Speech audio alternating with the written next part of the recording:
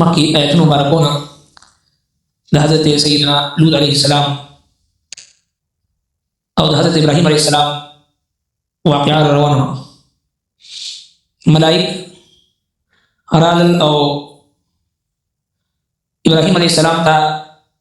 د اسحاق او د یعقوب علیه السلام بشارت وورو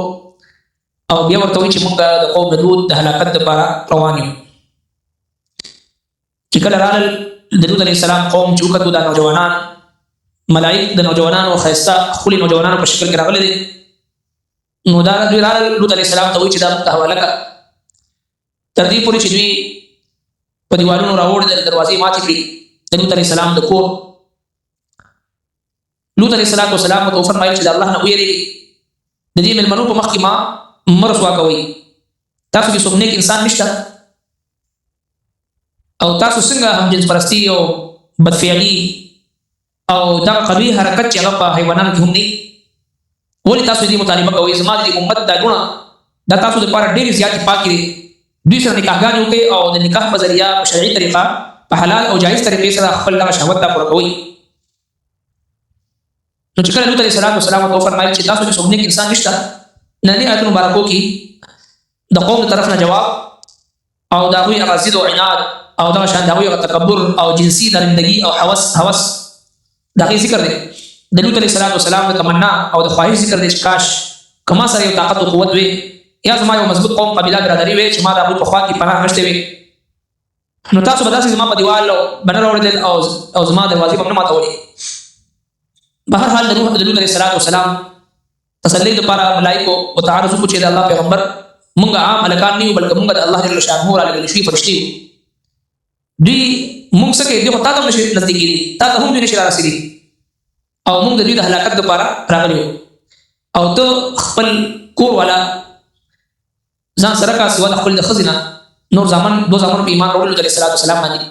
دا ځان سره کا او یو طرف ته کېنه او دغه درندګانو طرف ته دغه قوم طرف ته هغه ملایکو داسې اشاره وکړه نو هغوی په تېښته باندې شو او وایي چې لوط علیه السلام سره داسې جادوګر راغلی دی چې موږ ورته نشو نزدیکي دي او لوط علیه السلام ته د دوی د عذاب خبر واورول شو چې سبا سحر په دوی باندې عذاب راځي او ته د شپې خپل زامن ځان سره کا سوا د خپلې ښځې نه ځکه چې هغه مشرکه وه او دا کافره وه نو لهذا لوط علیه السلام د شپې دغه ځای نه ووتو سحر کې په دوی باندې د عذاب راغل عذاب په دوی باندې راغی او دغه شانتي په دوی باندې د ځمکه الټه کړې شوه او په دوی باندې د کاڼو باران شو او دغه شانتي د هر ظالم د هر مشرک کافر نوم بقیده په کاڼو هغه تیږو باندې هغه ککریانو باندې لیکل شو چې کوم الله جل شانه د دوی د هلاکت لپاره راغلو په در په دوی باندې هغه کاڼي ورول شو او دوی هلاک کړي شو نو دا واقعي دا ذکر کی قالو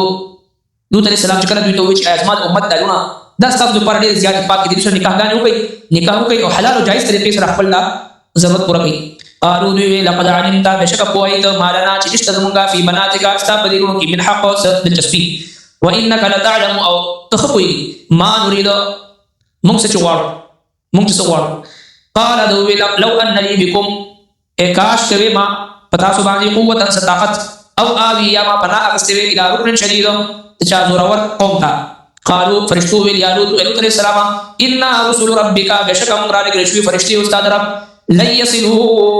هیڅ کله نرسي دوی الیکا تا فاسري باهلک پس بوزا خپل کسان بقطع من الليل د شپې سبرخي ولا يلتفت او رسل نغوري منكم تاسنا احد اسو الا امراتك سوال خزرستان خزنا انه مصيبها بشک رسل دتا ما اصاب رسیږي بدتا ما اصابهم هغه چې رسیږي بدتا ان موعدهم الصبح ان موعدهم بشک د دوی د وعده وخت الصبح سبا دی اليس الصبح بقريب ايد سبا نزدي فلما جاء امرنا اظهر چراغ زم حکم جعلنا نقل منغا عاليها برني برخه د دې کلی سافلها د لاندې برخه وامطرنا عليها اور ولنغا پدوی باندې حجاره تکانی من سجيل د بخوشونه په اور کې مندود پرلپسی مسومتن نخدار عند ربک استاد رب وما هي او نددا کلی من الظالمین ببعید ظالماننا سلری نو الله تبارک وتعالى په دې مختلفو عذابونو د قوم هلاکو د لوط علیه السلام دو زمانو باندې ایمان وروړو هغه سره لوط علیه السلام هجرت فرمایي او بدوی باندې په وخت د سبا کې د عذابونو رالل یو دا چې د ازمکي لاندې حصہ برکړې شو برني حصہ لاندې کړې شو او بل دا چې په دوی باندې د کانو باران شو او د باران په دې صورت کې چې د هر کافر او د مشرک نوم بقایده په کانو باندې لیکل شو یو د لوط علیه السلام د قوم دی او یو شعیب علیه السلام د دوه قومونه داسې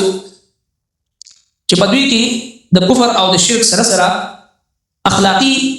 هغه ګناه هم په دوی کې د دوی د عذاب سبب د دوه شي وشو یو کفر او شرک او دویم ورسره غیر اخلاقی حرکت لکه شعیب علیه السلام قوم چې ناپتول کې کمی کول د کفر او شرک سره سره ناپتول کې کمی کول او د لوط علیه السلام قوم د کفر او د شرک سره سره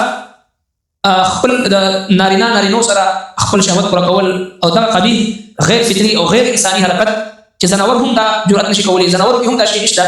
دوی کې دا قبیح حرکت هغه په دوی کې نو دا دوی لپاره د عذاب ذریعہ جوړ لوط علیه السلام ته وایي چې تا د خپل د زموږ د جستی پس کېده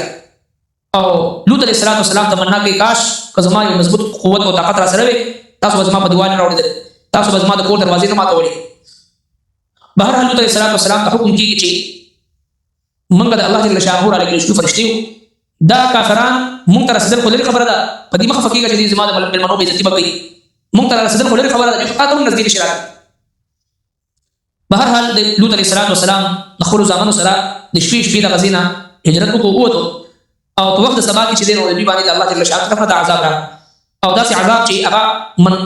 حجاره من سجيل داسې کانه چې لکه پنکریاني په اور باندې پخړې شوی کانه په دې باندې او د هر کافر نوم په باندې بقدر کړی شو او دغه شانتي منبوط پر لپسې متصل باران پر لپسې رواني د قطرات باران دغه شان د کانه پر لپسې رواني مسومه نحف لګدلوا د هر یو کافر مشرک لپاره او بیا اخر کې په اخري آیت مبارکه اخري سره فرمایي وما هي من الظالمين ببعيد پدې کې د ټول واقعي خلاصه ده چې دغه د قوم لوط د کندرات او د هغوی غوران محلات او د هغوی عذاب نخي د دې مشرکین مکه دي ظالمانو څخه بعید نه دي بلکې دغه مکی مشرکان دوی به دغه د قوم لوط او د قوم عاد او د قوم ثمود په دې علاقو باندې دوی تردل او ملک شام ته دوی مال تجارت وړل الله تبارک وتعالى فرمایي وما هي من الظالمين ببعيد دغه په کوم ځای باندې الله عذاب راغلی قوم لوط هلاک شو قوم عاد قوم ثمود دغه کندرات چې کوم موجود دي دغه علامې نخري خالي موجود دي